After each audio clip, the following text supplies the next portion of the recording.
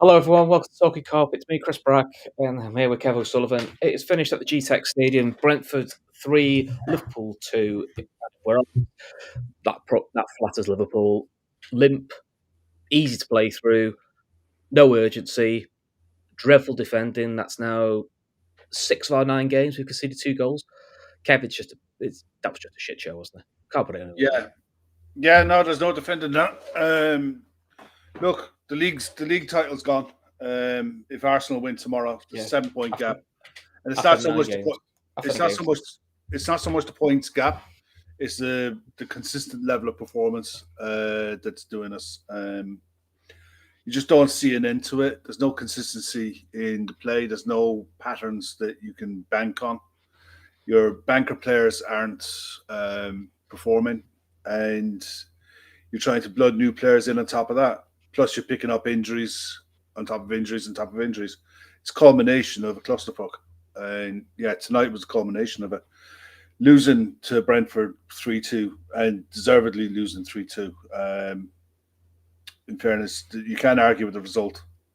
Performance didn't warrant anything else. It was piss poor from start to finish. There's no positives to take out of that whatsoever. Nothing. It was that's as bad as this is as bad a league run now as you've seen in a while. What's that? 4 league losses on the bounce, and the only time I've felt a league run this bad was probably in the COVID season when we lost 6 home games in a row.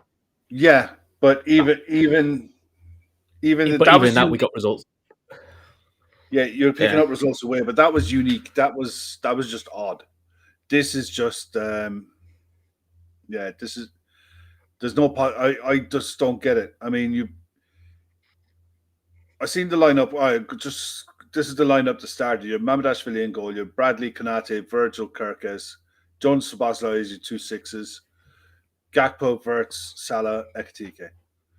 I was just hoping to see Salah play as a 9, Ekitike as a 10, and Wirtz wide. It didn't, and it didn't. It went straight back to the 4-2-3-1. The Wirtz in the 10, Salah wide, and it hasn't worked all season. Why is it going to start working now? At some point, you've got to stop it. Yeah, but I also don't get what. Why drop on? Why not pick Andy Robbo again, who played really well against Frankfurt? And let's be honest, we had our flip flops on second half against Frankfurt because they were all over the shop. Yeah. Kirkes so far this season has shown in every away game this year he struggled, and I'll be honest, he struggled against that. He wasn't the only one, but again, that was the manager keeps you picking players who are out of form, and then expect them to just magic it in. Sometimes maybe look when Robbo came to Liverpool. He came to replace Moreno. Moreno started the season, and Robbo barely got a kick until Moreno got injured, and then he got his chance. You didn't have to, you don't have to blood them all at one point. No, it was around this time of year that. But look, the reason for tonight isn't down to Kirkes. It's just not. I mean, no, he's one of many. He's one of about 10 that you can pick on tonight, and all of them equally.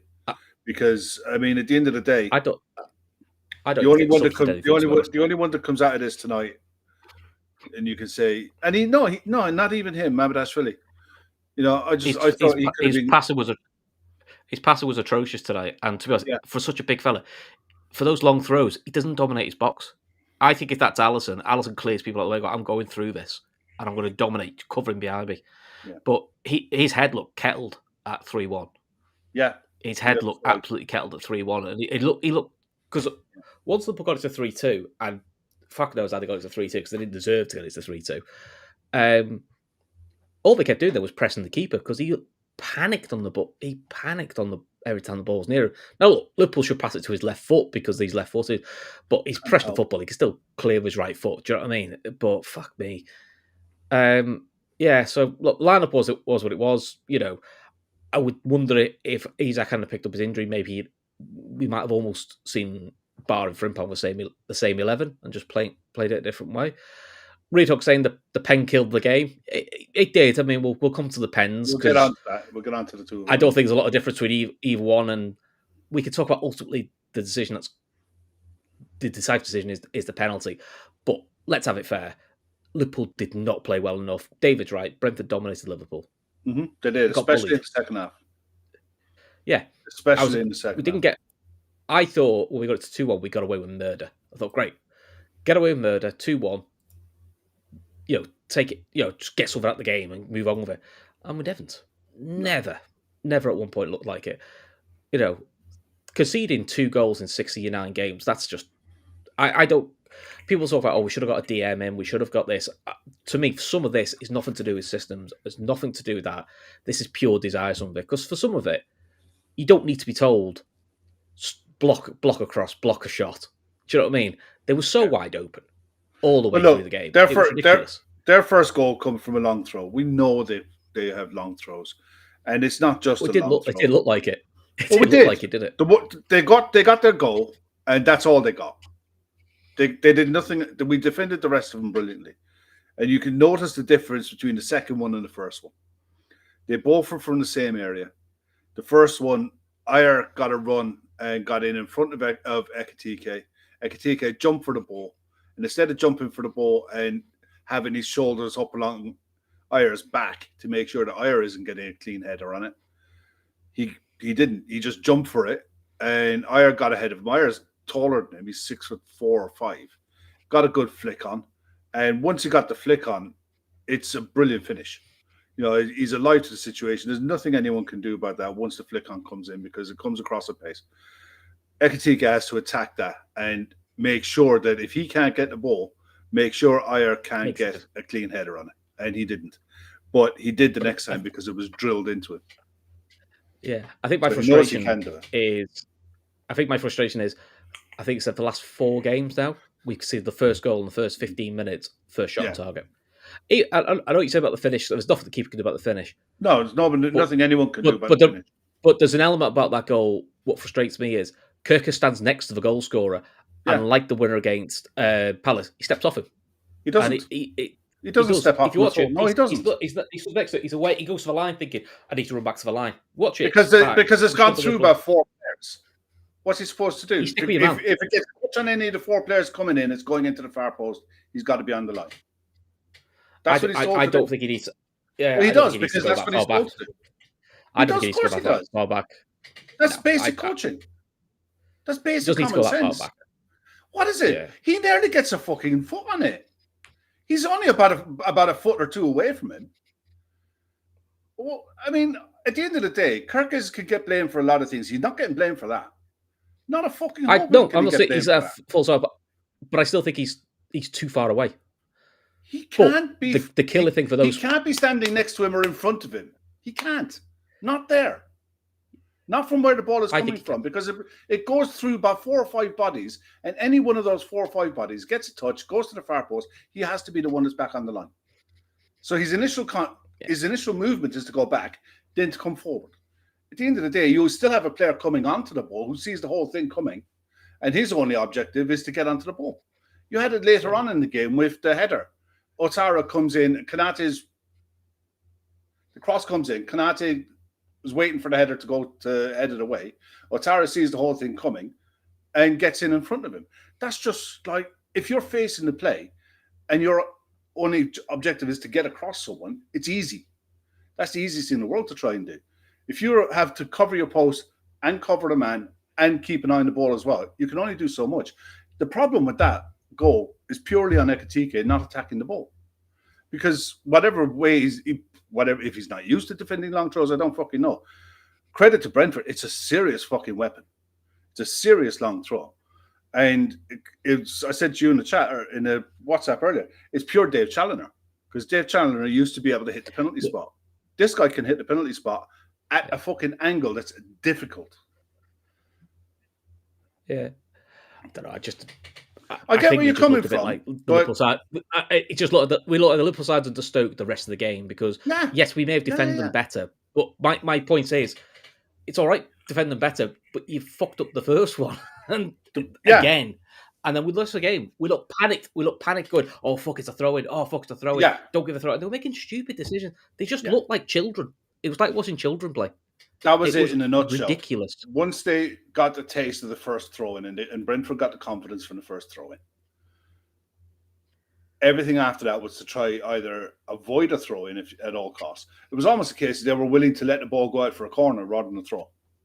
Yeah, and when which when when we used to play Stoke. Yeah, it was. Yeah, it's like when we used to play Stoke. Yeah, but it's a my fucking frustration nightmare. is, and part of this does the manager has to get criticised for this is, and I'm getting a bit bored of it. Is stop mentioning every team does a long throw against us. Every team does a long ball against us. We've got to find ways to it. You're creating the elephant in the room because all you've done is talk about it now for 2 months. That's what happens. And I'm sat there going, okay, so you've identified the problem. Cool. Have you done anything to fix it? No, because we're still conceding the first goal in the first 15 minutes. We're still about 6 set-piece goals we've conceded now. Last year we conceded next to none. And defensively, it's the same cube general. So defensively this season, we're appalling. We're absolutely no personnel-wise. I mean, there's a lot of cores the same, but they're just not. Van Dijk. Honestly, I thought he was going to lamp Kirkes because he looked on edge every time Kirkes is next to him because I don't think he trusts where he's going to play the ball. Maybe because he used to where Robbo would be, and that's getting used to players. But Van Dijk, passing-wise, was dreadful. We'll come to Konate in a minute, who just doesn't look over his shoulders ever. I actually felt all game, all they did was target Bradley. Because they went, we target Bradley, overlap Bradley, target Bradley. And every time they got past Bradley, they knew back post they could outmuscle Kirkes. And we've seen that now 3 or 4 games in a row. And then standard Liverpool, after we go 1-0 down, 68% of the ball, had a few chances, Wirtz should score. Wirtz should score. I don't care if you're £100 million. This is where people can have a go at £100 million player going like, I expect any. If that was TK, if that was Salah, that was Gakpo. It's not just a Wirtz thing. It's not that different. You'd expect it. It's not that different to this. It's not that different to the Salah chance that he had against United when the one that came in the far post. It drops to him and he cuts across it and Salah got rightly called out for that, saying it's a poor miss. Yeah, and then what happens? Liverpool don't get a penalty. It's a debate. So, what angle you've seen says he looks like he does. He stands on his foot. Yeah, he does. Well, I don't think it's one of those ones where I said to you, if that's given against you, I think you feel a bit hard done by because I think Gakpo does the player, but I think Gakpo makes the most of it. Yeah, we'll come to the other one because the other one actually is identical level of contact. And that's where you're a bit pissed off because you're like, well, one's given, one's not. You can't. They either both get given or we don't. Well, the reaction to not getting that penalty is criminal. Yeah. Jones is sat a bit too deep, but I suppose he has to sit through the 2 centre backs. But Damsgaard has time to look, put his foot on the ball, and then it's not a difficult pass for him then because he's under no pressure. Mm-hmm. Konate never checks over his shoulder, but him and Van Dijk aren't level; they're lopsided, so one's playing the other on side. Once he gets across Konate, there isn't a lot he can do in terms to stop him. But I don't know what you think, Kev. Body language for me was he looked like he slowed down, give up, had a bit of a strop going, oh, that's just going to go in, isn't it? You don't, even if you can't do it, just stay with your man and be physical and try and make it difficult for him. I don't think he made he just like he gave up. Once he goes past him, it's the same as the Ekatike chance the other night. Once he goes past him, he can't touch him. Because any slight touch is a red card. Any slight touch, the other thing, it's a red card. The other thing, run your bollocks off and maybe try and overtake the keeper. Just in case you can get back for. He's not getting ahead of him. He's not even. I know he slows up. He slows up. Carry on going, just in case.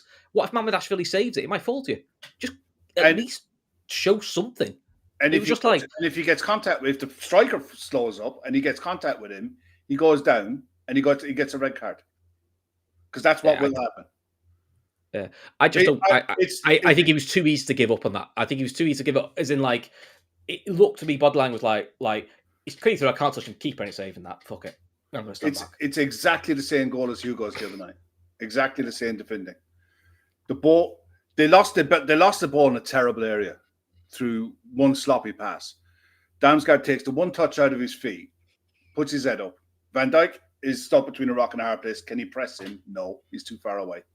By the time he realizes he's too far away, Otara has gone on the run on the opposite side, or Shade has gone on the run. And it is a really good pass. I said to you, Martin Damsgaard gives me pure young Christian Eriksen vibes. He's got that ability, that pass. That's a brilliant pass. I don't care what anyone says. That still has to split the eye of a needle and be waited for him to take the pass on. And one touch, and he's inside. And once Kevin Shada is one of the fastest players in the league. Once he gets inside Konate, it's game over. Mamardashvili gets a touch on the shot. You'd probably be disappointed he didn't get a block on it. But it's a good goal, and it was a sucker punch. But at the same time, the way Brentford played through the entirety of that first half, they were a constant threat. Without really, I suppose, working Mamardashvili too much. They had 4 on target in the first half. They had 9 efforts in total in the first half. But the 2 big chances that they had, they scored from. And that's the difference. And they get 2-0 up, and you're like, you can't argue with it because they were off the ball, without the ball. They looked like they were so organized and compact. And we just looked, without having the second forward, without having the second, like someone through the middle. Ekatike, you saw it right the way through the second half when Mamardashvili was going along with his goal kicks. He doesn't win many balls in the air. So if he's going to be playing and coming short, you have to have someone that's spinning in behind through the middle. Otherwise, the centre-backs are just sat there waiting. And Brentford were playing with 3 centre-backs. You know, it's like, and they didn't have anyone to occupy them, really. So you made Keith Kelleher's life an awful lot easier. Oh, he was on a deck chair for 9. Yeah, for probably bar 9 minutes. Bar the Vert's chance. We did nothing right up until the death at the end of the first half. Brentford complained at the fact that it was 2 minutes past injury time. But when you toss up the long throws that they had in injury time and the amount of times you went for a towel to clean the ball, there's your 2 minutes. So at the end of the day, it was still a really good move down the right, a good cross, and I was hoping that's what's got out of jail and they'll react. Yeah, that was it. That's all you were hoping for. Second half, it just looked the same. It was almost like he made no change to half-time, the manager. And this is where I think you can be critical of the manager, because I'm thinking, that was 2-0 at half-time, you'd have changed something. And I don't see why Liverpool getting a goal in injury time should change that, because you could tell 15 minutes in going like, well, this is still the same as the first half. They play through us dead easily. Worse. They look more threatening. Yeah. Well, nothing's got better. Until we go 3-1 down, shit, better bring some players on then. Again, Ashley points out to us, Slot's never been in a losing run. He's never really had this level of challenge for him before. And at the moment, that's sort of showing, because I know when we're losing now, what happens? Domo goes to right back. If Gravenberch's there, he'll go to centre back. We'll throw in every attacker we've got and go 4-2-4 or 3 and Domo go a bit in midfield, and then hope it works. That looks like the tactic. And I'm sat there going, it will work now and again. Yeah, you're not getting any control. Always like, after a while, people are going to go like, yeah, we know what to do. And I'll be honest, Brentford, I don't actually think had to play that hard to pick through. They just went, sit deep, and they'll pass a dickhead ball through the middle, and we'll cut them open. And they did. Yeah. Penalty, I must admit, when I saw it, I didn't realize we were looking for a penalty. I didn't even think it was a foul. And when you see the contact, yeah, he does kick the bottom of his foot. I think it's... But for that to be upgraded to a penalty, because they're saying it's right on the line, you at least should tell the ref to go and have a look at it. Because I'm like, that contact isn't much different to Gakpo's. I personally haven't seen the angle yet that says it's bang on the line. To me, I think they've guessed. And I think for a game-change decision to guess, I think is not great. If anyone in the chat has seen an angle, a definitive angle that says that was on the line, I'd love to see it. But if there is one. If there is one, fine. Sound. Because it's on the line, their argument is he's already given the foul, so it's just an in or out the box. It's a fact decision. But my counter argument to that would be, and we all know this, we all know this. What's given as a foul outside the area is different to what is given as a foul inside the area because No, it's a the foul. reward is I given. know it's a foul. I mean, And it is a foul. I think in the air he probably doesn't give it. If it was a bit close in the air, I don't think he'll. I think Well, he he'll. does because Brighton got one. Do you remember? Do you remember when Brighton got one? And it was exactly the same. Look, if it's on the line, it's a penalty. But I haven't seen an angle or a shot that says it's a penalty, that says it's on the line. Go back to the Gakpo one. There's an angle, and they never spotted it on commentary, but the Brentford player's leg comes across on Gakpo, and he stands on the end of his foot, and you get someone standing on on your toes with studs on, you're going to go down like a fucking baby, and it will make you look like an absolute baby, but you're going to go down. All right, doesn't make it any more or less of a penalty, but it's a foul. So, his reaction didn't help him. His reaction didn't help him, but at the end of the day, should they go to acting school and learn how to fall properly?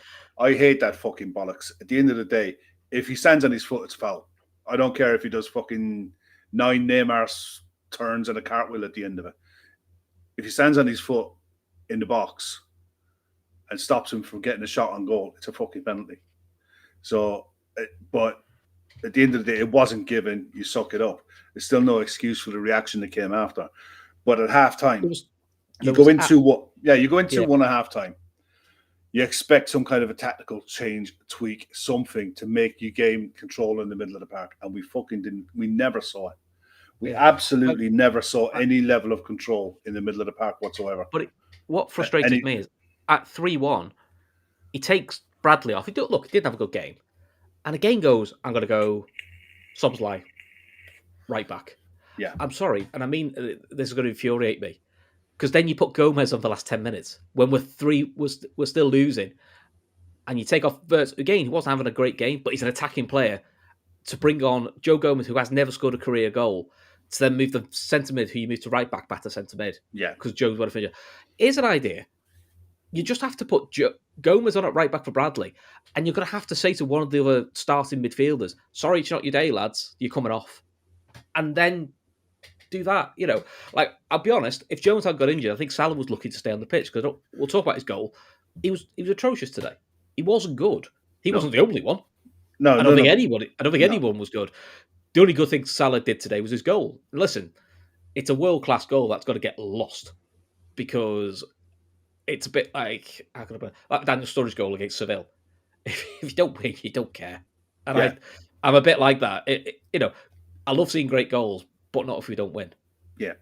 I might have enjoyed it more if we nicked a draw. But even at 3-2, they had 7 minutes at a time, I was saying to you, they might get one more chance here. For 6 minutes, Brentford kept it in our half. Yeah. And they just did gamesmanship. They played dead. They just did it. And listen, it's not a criticism. They played smart, because that's what you should do. Liverpool fell for every trick in the books. They're tricks that you show a 50 under 12s team. This is how you hold the ball in the court. This is how you win a free kick. This is how you win it was basic stuff. Yeah. And then we had a flurry in the last 3 minutes over the added time, where there wasn't. You need, if you're having a flurry like that, you need a bit of luck. You need a bit of luck. And you need something to bounce you, because. And they actually got the luck, because on the rare occasions, Keller had held the ball for 13 seconds to give a corner. Yeah. He thought, and I was thinking, this could be your get out of jail card. Yeah. Never happened. So that's four losses in a row. Four losses out of 5. Well, it's 4 losses in the league. 4 losses in the bounce in the league. Whether we like it or not, we're all going to take a bit of humble pie here and just, you're going to get bantered, you're going to get wound up. That's just going to happen. I think what's the sickener is we've all been laughing at the United side who beat us last week. They're now ahead of us. That's where you are. So that's the reality check now. I'll be honest, Virgil's come out with, so we had a team talk and all that. Doesn't look great when you lose the next league game. And you and me both said after the Frankfurt win, it's a great win. We really enjoyed it. But no team will play like that in the Premier League. No team in the Premier League is that open or that stupid to be open. And you can see straight away it didn't work. Not having an Isak to come off the bench was a bit of a blow. and there's a couple of, there's players who are out at the moment. You're thinking they would have been handy to throw on, but there was enough in the last 4 games we've lost. There's been enough quality in that pitch to do better than it has, and I think that's where the criticism of the manager is fair. Is you brought £400 million worth of talent in. Yes, it's going to take time to blend it in, but to me, you're not getting. I'm not seeing any improvement in anyone, barring Ekitike. I think Ekitike is the only one who's hit the ground running. Mamardashvili's done all right. The rest of the new signings, I think, have been so far flat to deceive. Now, listen, we could be sat here in 6 months' time going, they just needed time. Look now, Isak, Ekitike, they're all banging goals, and it was just a bad start. Is this going to be like City last year, where City had to do 4 or 5, where City did 6, 7 big changes. I think they lost something like 8 out of 12, which was rubbish, but then they got top 4, and this year, City looked, closer to the City of old. Not the same, but they're on the quiet on a really good run. They're only a point behind Arsenal. Yeah, we need to figure out ourselves and not worry about anything else or anyone else at the minute. We have enough problems of our own making. Yeah. And at the end of the day, you made a point in the chat that you got League Cup midweek, that he will make changes. There's no doubt he'll make changes because you've got 3 games in a week coming on the back of it. You have no choice. You've got 3 more important games coming on the back of that League Cup game. You have to change it. Me personally, I think at the moment he has to go. I still think he can make that many changes because of who's missing anyway. But I think he's got to go fairly strong. I think partly to get this team to get reps of minutes together. And a nice possible way. You need a bit of kick up the arse, guys, because do you know what? They don't have this might be your only opportunity to win it, because we know what's going to happen. Gomez come in, Endo come in. Yeah, the players who were on the bench tonight, you expect to start. Yeah, the players who were on the bench tonight, you expect to start, and you're probably expecting 1 or 2 that started tonight will do 45, and one or 2 who are starting tonight will be on the bench to come on and replace those 2 for 45.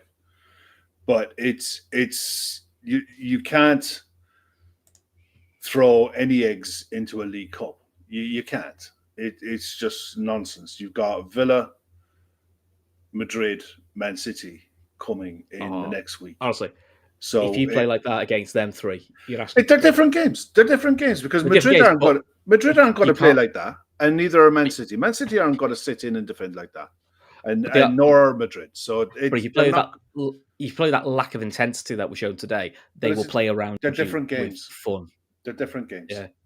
Their chances, their one chance from open play came from us giving the ball away. Yeah, and Corns then pointed out it looks like I think he might have done his calf, Jones, which is a bit of a shame because that's another option.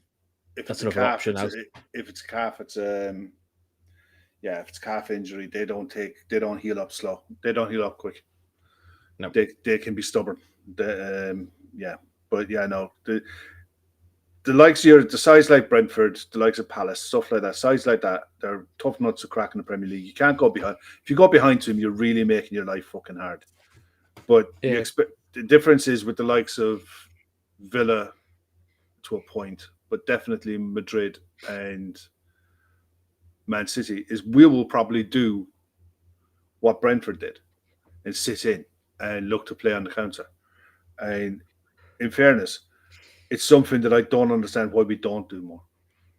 We don't have to be fucking gung-ho all the time. Even at 1-0 down, you've got enough talent on the pitch to be able to build up and keep a solid base, but we just fucking don't. It feels like last year, I don't buy the nonsense around slowly go, he only won it because he had Klopp's team last year. Well, Klopp had that team the year before. He didn't win the league. He did win the league. So, So do you know what I mean?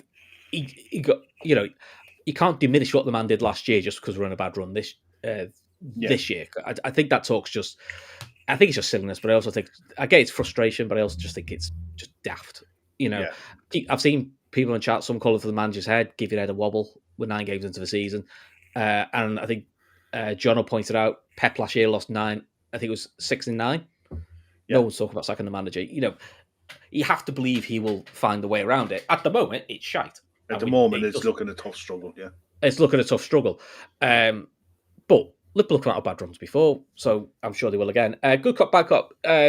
He says niche point. It's a good point though. He said at defensive set pieces, Trent and Robert used to swap sides so they could clear the ball with a strong foot. That was quite a feature for a while, and sometimes they stay there for a minute or two, and that might work. No, but they do. Kirk has ended up defending a set piece that came over from that side, from the right-hand side. I think he mean like the throw-in. Yeah, same thing. Yeah, he did. Yeah, he did. He was, and because the ball came to him, and there was nothing on, so he fucking rosetted it out to the far side. So they actually do that. Yeah. It's not uncommon, especially when you know there's a long throw coming. Yeah, is, and it's not just a uniquely Liverpool thing. It's I don't think it's a very common thing. Full stop. Hey, Vinos put Chris, you can't lose 4 in a row as Liverpool manager after spending like this and not come under any pressure. Oh yeah, absolutely. Who said he's not under pressure? Scrutiny. No one said he's not under pressure. Yeah, scrutiny. The difference between we're critical of him and he's under pressure. I do think calling for his head, as some are in the chat, that's your opinion. I think it's far too premature, and it's not me. That's not how I feel. So. But just because I'm saying I don't think the manager should be sacked doesn't mean I'm saying he's of no pressure. He's fucking under loads of pressure. He's very far from immune from criticism. And at the end of the day, you want to talk about credit in the bank. Mo Salah's got a fucking overdraft the size of your exactly, arm. Yeah. But I mean, the hope for us is, if we use Mo Salah as the example, is does that goal just give him some sort of kick? His first goal since Atletico Madrid, his first league goal in ages.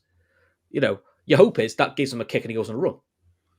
Possible. And I mean, at the end of the day, I'm looking at it and I'm just looking. All right, let me just quickly look at it from a stats point of view. Believe it or not, both sides had the exact same XG.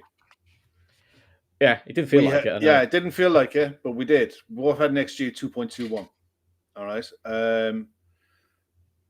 They had 8 shots on target. We had 5. We had 5 big chances. They had 6.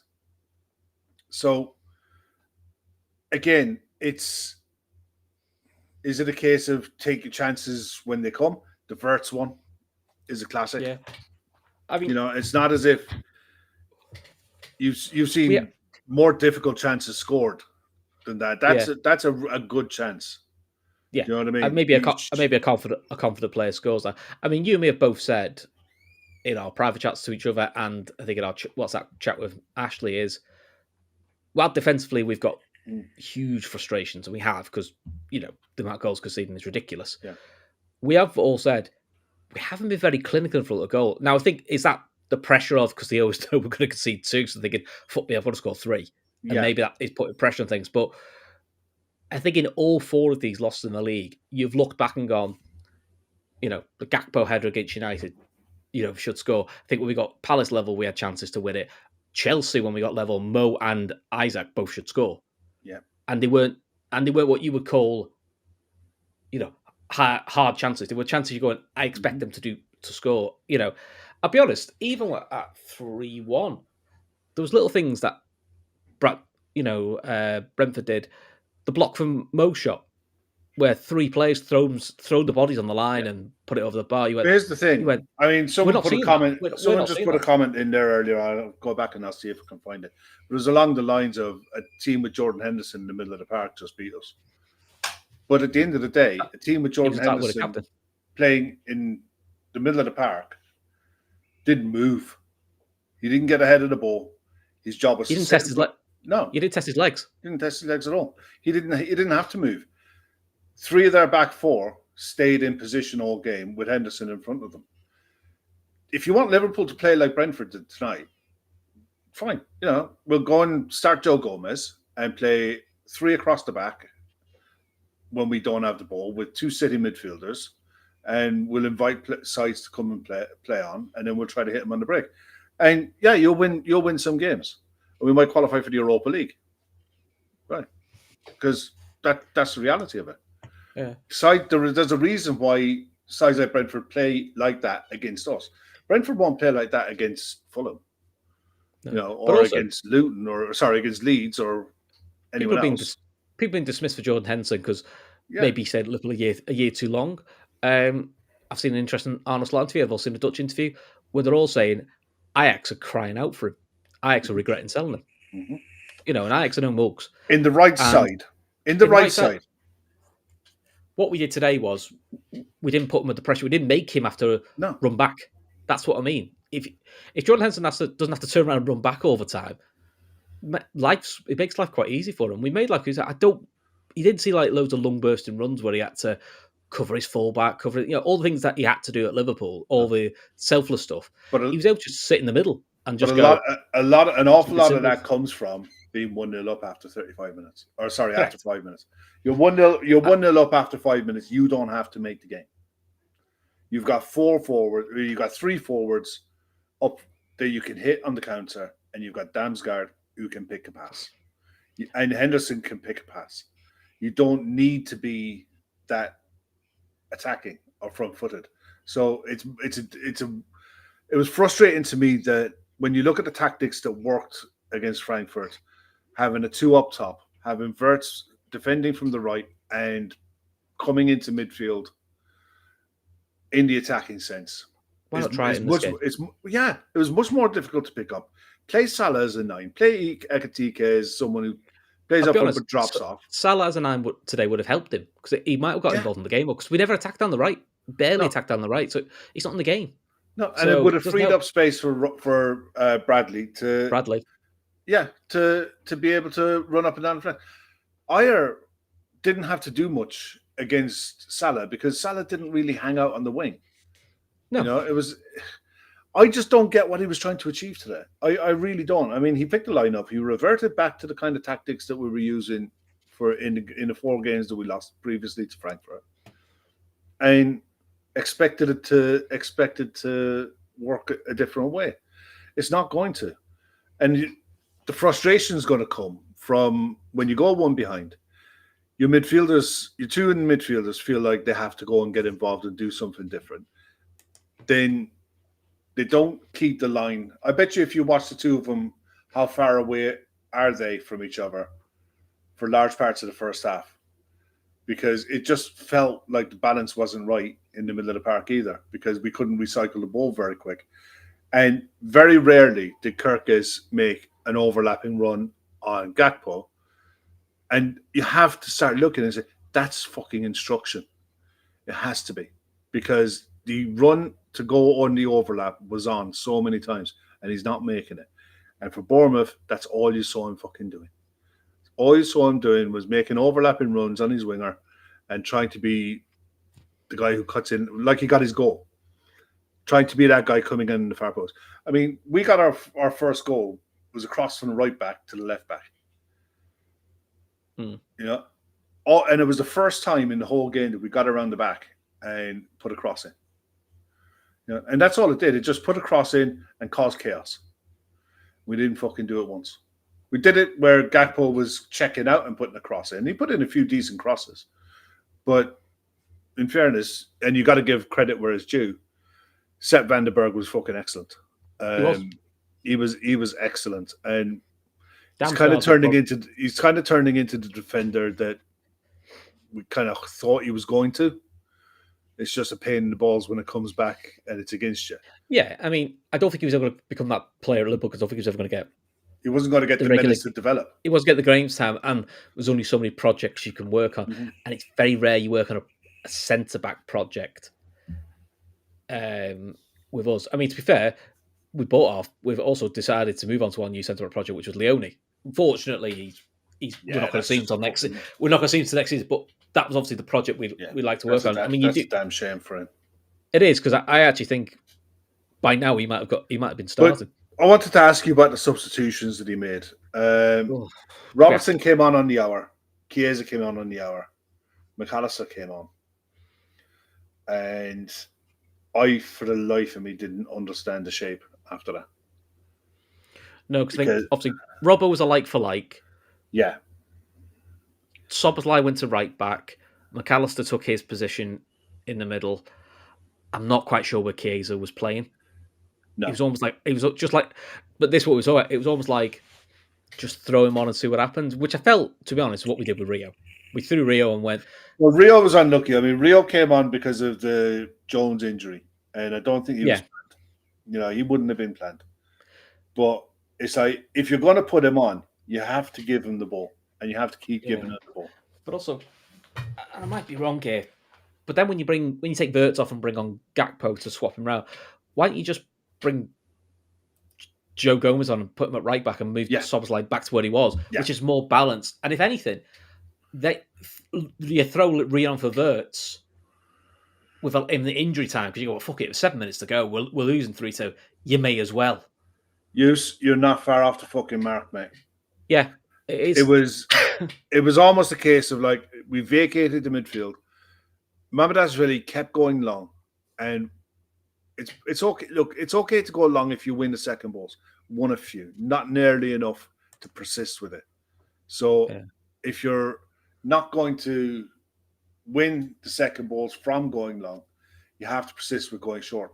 But because he literally abdicated the midfield, I mean, McAllister was your one centre mid that you had that was on the pitch.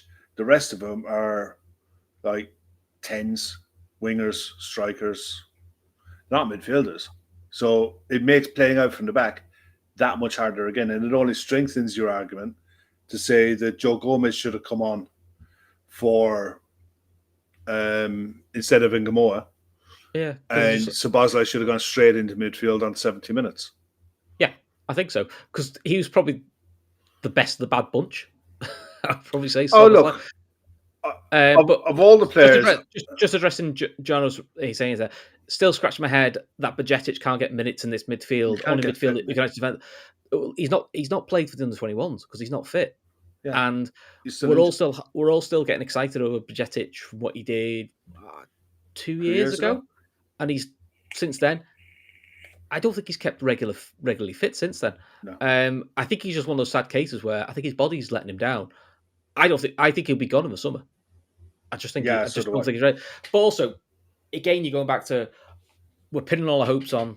Oh, do you know what? If we play this 19, 20-year-old who's barely played any first team football for us, we'll be sound. No, it's not. It's not. It's not enough. That's coming to a baby out with the bathwater a little bit. To be honest, yeah. That's my opinion. You know. No, you're right. I mean, look, out of all of the players in the match for us, that you could turn around and say, look, yeah, he wasn't the worst of them. And I think that's what you said. He wasn't the worst of them as Dominic Szoboszlai. You could still make an argument he ran his bollocks for off. a few of their tried chances. To press. Yeah, for a few of their chances that while he was playing in the 6, he allowed runners in behind him. But that's going to happen. You almost accept that if he's going to be playing in your 6s, with a Curtis Jones or even a McAllister, neither of the two have a defensive thought in their head first. It's not their primary thought. And when that's the case, you get found out in tight moments. And, you know, on the flip side, you have to play him in midfield. You can't keep switching him to right back because you take so much away from his game by doing. And if I'm telling you, he's not far off an injury because I think it's the one position on the pitch that's probably, I'd say you run more as a right back than you do in almost any other position in the pitch because you're up and down that wing constantly. And you ask a player to do that. And by the way, when you're instead of going up and down the line, you're coming into midfield and you're attacking from there. He's a human being at the end of the day, and you can't keep playing him and asking him to do this and not expected to pick something up. And we can't afford for him to pick up an injury as well. It's David T.R., resident Newcastle fan, just listed a few players who are out at the moment: Isak, Gravenberch, Leone, Allison, McAllister. McAllister was injured. Jones now. Frimpong said not excuses, but he's put in brackets reasons maybe. It is to a point because we probably haven't still. I still don't think we've had a consistent. We haven't quite had a consistent side really, have we? Because to a chop shade. But do you know what? It is a factor. But also, at the end of the day, Kev, injuries happen. Yeah. best sides adapt to them, and we haven't. I mean, look, I was looking. It was funny enough. I thought about this today. I saw the Newcastle lineup come out, and I looked at it, and I got Trippier at right back, Thought, and Botman in the middle of the park, Dan Burn at left back. Same again. Do you know what I mean? Having the same back four week in, week out with your same keeper week in, week out, game in, game out, does make a difference. I don't care who you are. Yeah, I think in most sides that are successful, I think Liverpool did it with the title last year. City have done it with their titles. I think they have a core of 6 or 7 who probably play 85, 90% of the games. And that's just, and people will call them the favourites, but that's what wins it. You talk about Ferguson's sides, but you go through those sides that he had a core that played all the time. Yeah. And then and then it helped the players when they came in. Mm-hmm. Yeah, but they're playing with 6 or 7 of the regulars, so you kind of A, kept at their level, and B, consistently you kind of know what they play and all that sort of stuff. No, it doesn't help your case. You're constantly. I mean, look, the only I suppose consistent thing that you have at the back of them is you have your 2 centre backs have played virtually every game. Szoboszlai's played every game. Salah's played every league game. Kirk has played every league game. Gakpo, I think, has probably played most, if not all. He's played every league game bar one. I think he missed out on one. But so there has been a consistency there, but it's still the problem for me is in the middle of the park. The problem's in midfield, and it's not controlling the game in a meaningful way. And it typified their second goal was giving the ball away in such a bad area. I think such a lazy way. That's the most infuriating. Yeah. Because you make a debate on the first goal, and we will do. And we could debate on the third goal. But that goal, we've seen that goal far too many times this season, where we get cut through, and it really does start to wind you up a little bit. So, hang on, David. Did he say this in his post-match interview? Arne Slot asked what's going wrong, and his answer is teams have a certain playing style against us, which is a very good strategy to play against us, and we have not found an answer to it yet. I'm sorry. It's your fucking anytime the Kelleher went long today, we've picked up on most of the second balls. Almost all of the second balls that Kelleher went long with, we picked them up. It was losing in the problem. It was losing in the middle. Yeah. Every time it was, and there were so many brainless passes through the middle, and that's what kills in transition. And people saying if we signed a DM, this would be if you're passing like that, no DM in the world, Rodri ain't gonna fucking stop that. Cheers, David, for that. It came from Lewis Steele, so that was probably. Well, we don't. You got to be careful with Lewis Steele. No, he does have a habit of misquoting, doesn't he? If that came from Lewis Steele, it came from the press post-match with the written press. So yeah, but yeah, look, I mean, that tonight, that answer is a nonsense because that goal didn't come from that. That came from a lazy pass in the middle of the park that was going nowhere, that had no aim or intention of doing anything other than playing someone into trouble, and you misplaced it and you lost it, and one pass split you in half. Brilliant pass all the same. Brilliant goal from a Brentford point of view, but it's a terrible goal to give away. We've got to find a way of getting back to, you and me joked about it on Friday, getting back to where Liverpool used to be a bit boring. We're in too many classics. These are the sort of games that'll always be on Sky in a few years' time. Football classics. If you're in classics too many times, too much end-to-end stuff, you're just asking for trouble. But yeah, it's just really frustrating. Let's do our don't forget our sponsor, NordVPN, which, by the way, we found out from Ashley when you flying back from Costa Rica, it works because she was watching the match, so it was really good. Details in the description below. I think she probably wished NordVPN wasn't that good because she had to watch that shit show. She was probably fuming, absolutely fuming. She got better reception than Kev's house, which was she did. She was ahead of me in the game, bitch. Which is also a revelation. That says more about Cork, doesn't it? But we won't go into that. Don't want to lose our Cork viewers, however many we have. So, right, man the match. Honourable mention. Who was shit? Well, I was going to say could do better, but we could just say all of them. But we've got to be a bit more constructive than that, I suppose. Look, so Bosley was best of a bad lot. Yeah. There was no honourable mention. None. There was no could do better. Every single fucking one of them. Do you know what I could put in honourable mention was? I thought Jones was okay. Yeah, I just didn't think that he progressed the ball No, well that's what enough I said. or It was fast enough. as if you're ranking it, it'd be Yeah. Szoboszlai, Jones, Yeah. nothing else. I mean, They were the only here's the two I thing. could actually make anything on, and I can make anything about. Jones's strength is his weakness. His passing accuracy again today was brilliant, 97%. All right. But when you're 1-0 down and you need to progress the play, you need someone to make something happen. He's the one who gives it to someone who makes something happen. He's the cog in the machine, isn't he? Yeah.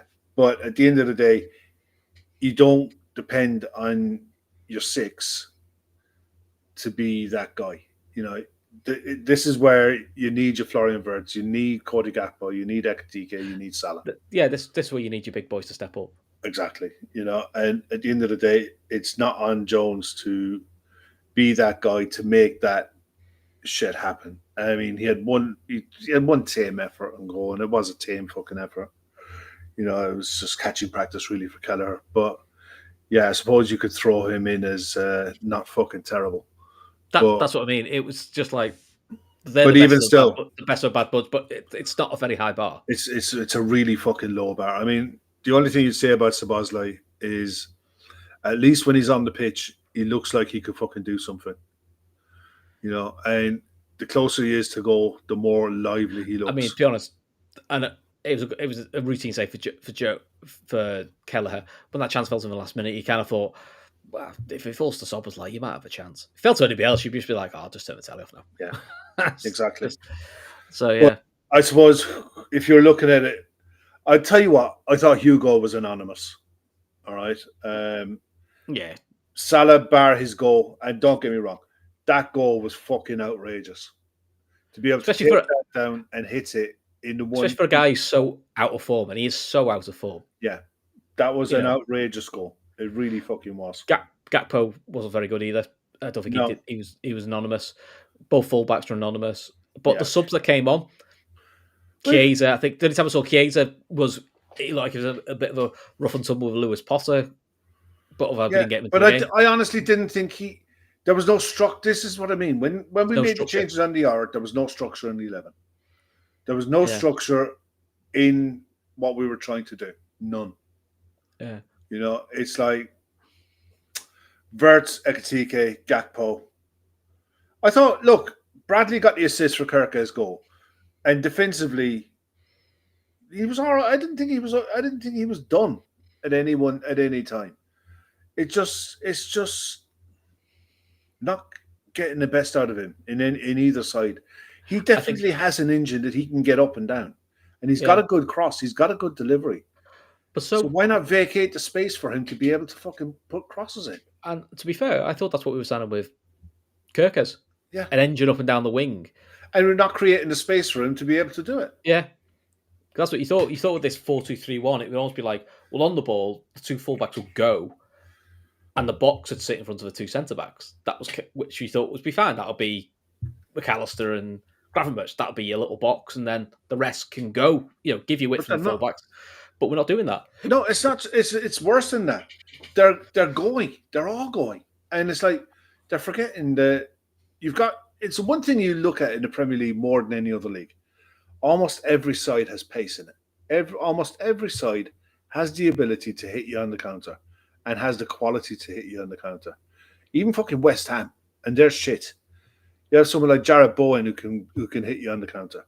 So like, honestly, well, to be fair. I look at Frankfurt the other night. Brentford would batter Frankfurt. Brentford would absolutely batter Frankfurt. And, that's why we said in the post-match, one of the first comments we made, you have to take that game in isolation. Yeah. Because you're not going to get too many sides, if any sides, play us the way that they played us. So, look, You've cup game next in the week. What day is it next week? Is it Tuesday or Wednesday? Do you remember? Let me check. Bear with me. Because I know it's 8 o'clock Wednesday. kickoff. It's Wednesday. 8 o'clock next Saturday night against Yeah, isn't it? Yeah, so it's 9:45 Wednesday, and then 8 o'clock is Villa. So you pretty much got it. That's why I'm also saying you can go fairly strong because they're quite nice gaps. Well, I suppose the only other thing you look at is that our next 3. I suppose our next 4 are in the northwest. You know, they're in the northwest. I think 3 of our next 4 are at home, and it's Palace Wednesday at home, then it's Villa at home Saturday, then it's Madrid at home Tuesday, then it's City away Sunday. So I mean, even the City, there's no travelling in that. But also City, that's a big gap. Tuesday Sunday is quite a nice. Yeah, that's the perfect gap. You would probably say actually, time to recover. I mean, in terms of recovery time and get things right, which is why I'm saying I think you can go probably stronger in the League Cup than you would have done, and I think it's more because we're in such a shit bit of form. They need something. They will make changes. I don't explain. I know what you're saying. If we play that same level and we get knocked out, that's going to fucking cripple them. There's also that side of it. Well, I look at who was on the bench tonight, right? And I expect all of these to start. Robertson, Chiesa, McAllister, Ngamoa, Gomez, Woodman, Leone, Endo, and young lad dead on the bench tonight is Kieran Morrison. I don't know whether he'd be around or not. Young Irish international. Young Irish, isn't he? Yeah, young Northern Ireland international. But I wouldn't surprise me. I think they might give Mamardashvili another game, just to get. It's different for keepers, isn't it? If you know what I mean. It is, but it'll depend. They won't want to gamble. They won't want to gamble. I mean, and I don't think it's going to make any difference here and there. If you put a different back four in front of him, it's probably going to fry his head even more. Well, no, but no. It's like and it wouldn't be a bad thing to have fucking changes either. You know, give some of the squad players who are in and around it chance to come out and put on a performance. Try and come out and do something. Because I expect Palace to do the same. I fully expect Palace to ring changes because this is their first real season of Europe domestic football, and it's telling. It's having a bit of a toll on them the last few weeks. So I expect Palace to ring the changes as well. But yeah, it probably a different competition as well. It probably wouldn't be the worst thing in the world to see that. In fairness, if anyone was going to start at all of them, it wouldn't surprise me if Kirke starts and Robertson plays as centre back with Joe Gomez. And he might need to now with the Jones injury because they might have to put Endo in midfield. Yeah, and Endo McAllister is your midfield too. Yeah, so it might be a little bit uneasy. I mean, at least with Endo McAllister, we'll go for the height option against Palace, which would be good. Yeah, but look, and in fairness, it'd be no harm for us as well. Different distraction. I've no idea who will play at right back. I haven't a clue. I couldn't give a fuck, to be honest. It's the League Cup. I just watch it to watch it, and whatever happens. I can't take that. I can't take the League Cup seriously unless you're in the semi-final. It's like it's a chance to watch the squad play, and like I'd never taken it seriously until it gets to the semi-final. You know, it is what it is. It's the competition that if you're outside of the Champions League or if you're outside of chasing for a title or whatever, you might take it a bit more seriously. But you can't be taking the League Cups that serious. You just fucking can't. We might need to get into Europe at this rate. Oh, fuck off! I couldn't resist one you with that one. Come on, look, it's Saturday night. Let these people go home and go to their beds or go to the pub. Yeah, actually, go to the pub. It's not a bad idea. Good job. I'm off. I guess I'm off work this week, so I might go to the pub with Olivia. I'm sure she won't mind. No, she won't say no. Right, listen. No. Thanks for everyone for watching. QR code on the screen is for Patreon. I'm sure there will be a post-match reaction extra to this that Gav will do with one of us, with someone. With you. And with me, more likely. I'm away, so what will you do with me? Yeah, we'll probably end up going through it again. It might be with Ashley, actually, and go through it again. And there's loads of other content that comes up on Patreon as well. So if you're interested, just hit the QR code. Give it a go for a month. If you like it, great. Stick with it. If not, knock it on the head. I'm not going to fall out with anyone over it. But Anyway, listen, thanks very much to everyone who joined. Pain in the hole, lost 3-2. Back to Liverpool on Wednesday night against Palace in the League Cup. Chris, anything you want to add? No, let's go. Let's go. All right, good night, guys. Talk to you soon.